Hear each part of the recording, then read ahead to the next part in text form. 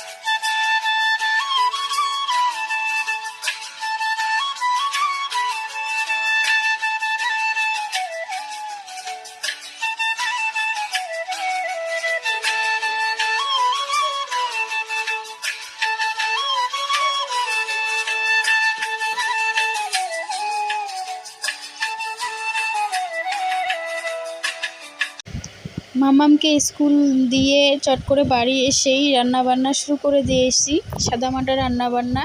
এখানে আলু ঝিঙে কেটে নিয়েছি, একটু সয়াবিন ভেজে রেখে দিয়েছি, পরে দিয়ে দিব। এদিকে ভাত বসিয়ে দিয়েছি। দোকান আর খুলিনি, রান্নাবান্না করছি, ঘরের কিছু কাজ করতেছি। দোকান খুলতে গেলে দেরি হয়ে যাবে, আবার মামামকে আনতে যাব।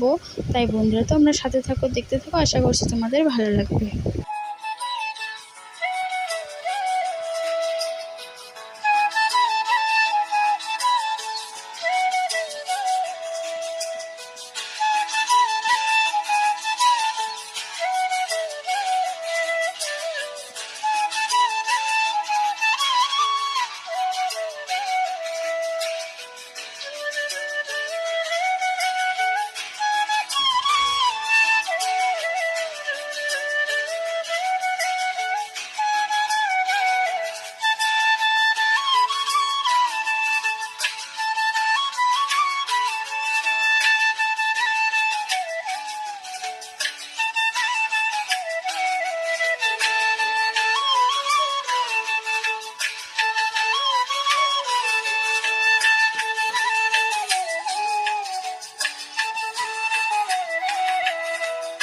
তো বন্ধুরা কড়াই রান্নাটা চাপিয়ে দিয়েছি, একটু ভেজে নিয়েছি, তারপরে দিয়ে দিয়েছি পরিমাণ মতন পানি সিদ্ধ হতে।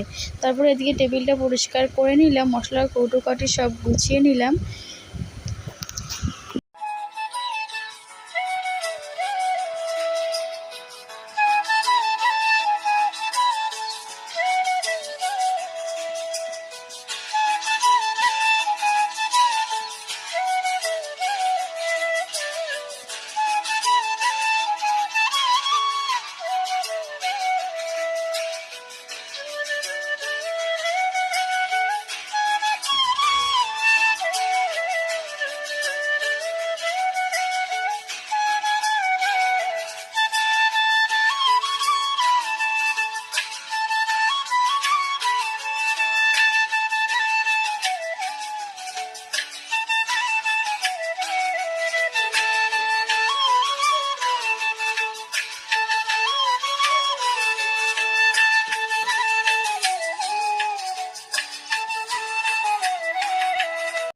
তো বন্ধুরা আজকের মতো এখানেই রাখছি, আবারও দেখা হবে নতুন কোনো ব্লগের সঙ্গে। আর এতক্ষণ আমার ভিডিওটি দেখার জন্য অসংখ্য ধন্যবাদ। নতুন বন্ধু হলে পাশে থেকে যেও।